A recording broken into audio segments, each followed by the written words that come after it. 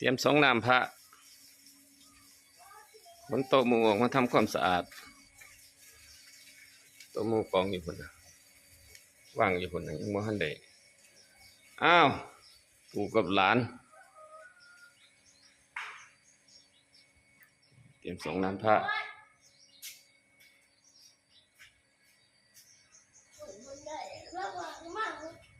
โอ้จูงกันไปใส่นอกบ้านปู่กับหลานทำความสะอาดโต๊ะหมู่